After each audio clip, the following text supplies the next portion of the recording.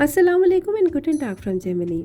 I hope you people are doing well और आप लोगों की ज़िंदगी बहुत मज़े और सुकून से गुजर रही होगी। आज की मेरी वीडियो कैरियर और काउंसलिंग से रिलेटेड है, जिसके अंदर मैं जर्मनी में न्यू इमिग्रेशन लॉ के अपडेट के बारे में शेयर करूँगी।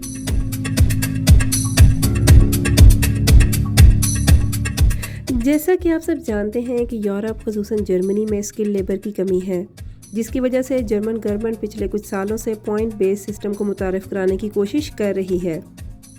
इस पॉइंट बेस्ड सिस्टम को शांसन कार्टे का नाम दिया गया है, जिसका लिटरल मीनिंग है अपॉर्चुनिटी कार्ड।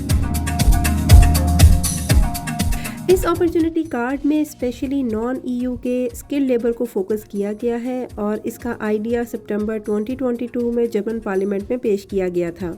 ताहम इसको लॉ की शक्ल देने के लिए जर्मन पार्लियामेंट पिछले कई माह से काम कर रही है। लेकिन खुशखबरी की बात यह है कि इस साल इस लॉ को बाकायदा तौर पर मुतारिफ करा दिया जाएगा।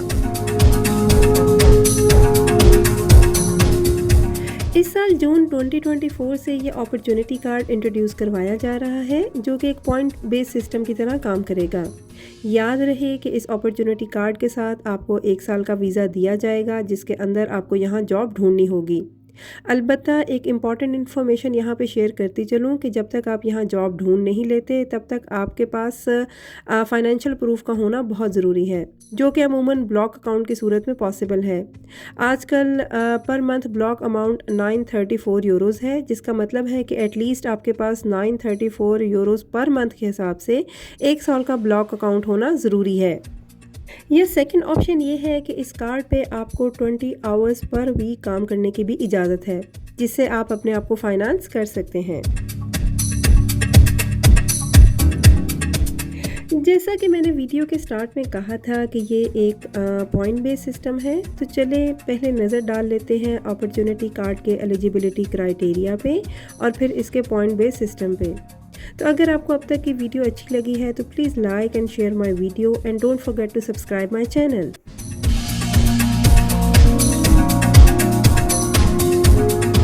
अपॉर्चुनिटी कार्ड को हासिल करने के लिए मेजरली 4 एलिजिबिलिटी क्राइटेरिया हैं, जिसमें सबसे पहला क्राइटेरिया प्रोफेशनल क्वालिफिकेशन का है। इसमें वो तमाम नॉन ईयू लोग शामिल हैं जिनके पास यूनिवर्सिटी डिग्री या वोकेशनल ट्रेनिंग का कोई प्रॉपर सर्टिफिकेट मौजूद है। इसके बाद सेकंड क्राइटेरिया एज से रिलेटेड है, जिसमें आपकी मैक्सिमम एज 40 ईयर्स तक होनी चाहिए। थर्ड क्राइटेरिया में बात कर लेते हैं लैंग्वेज स्किल्स के बारे में, जिसमें मिनिमम जर्मन लैंग्वेज का B1 लेवल होना ज़रूरी है। इसके अलावा depending upon your job English का B2 होना भी फ़ायदेमंद होगा। लास्ट में मैं बात करूंगी वर्क एक्सपीरियंस के बारे में, जिसमें आपके पास आपकी एजुकेशनल फील्ड से रिलेटेड 3 साल का एक्सपीरियंस होना ज़रूरी है। ये तो थे जी एलिजिबिलिटी क्राइटेरिया। इसके बाद अब चल के देखते हैं कि किस क्राइटेरिया के कितने पॉइंट्स हैं। So stay tune with me.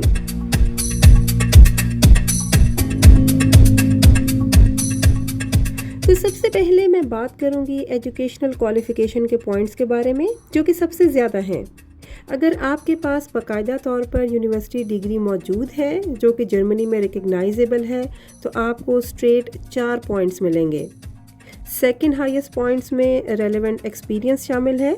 तो अगर आपके पास 3 इयर्स का रेलेवेंट एक्सपीरियंस मौजूद है तो आपको स्ट्रेट 3 पॉइंट्स मिलेंगे। इसके बाद मैं बात करूंगी लैंग्वेज पॉइंट्स के बारे में। अगर आपके पास जर्मन लैंग्वेज के B2 लेवल का प्रूफ मौजूद है तो यू विल गेट 2 पॉइंट्स, और अगर B1 लेवल का प्रूफ मौजूद है तो you will get 1 point. Last में बात करूंगी एज के पॉइंट्स के बारे में। तो अगर आपकी एज 35 ईयर्स से कम है तो आपको 2 पॉइंट्स मिलेंगे, और अगर आपकी एज बिटवीन 35 टू 40 ईयर्स है तो यू विल गेट 1 पॉइंट। इसके अलावा अगर आप जर्मनी में पिछले 6 माह गुजार चुके हैं तो आपको 1 पॉइंट मिलेगा।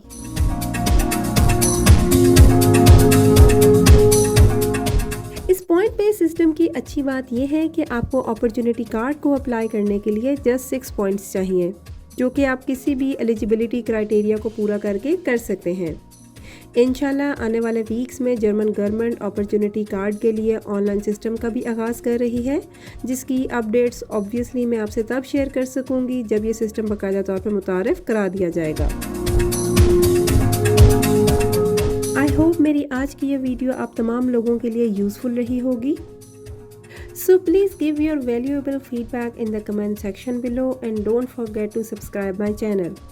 इंशाल्लाह मुलाकात होती है नेक्स्ट वीडियो में एक नए टॉपिक के साथ। अपना बहुत ख्याल रखिएगा और मुझे दुआओं में याद रखिएगा। तब तक के लिए अल्लाह हाफ़िज़।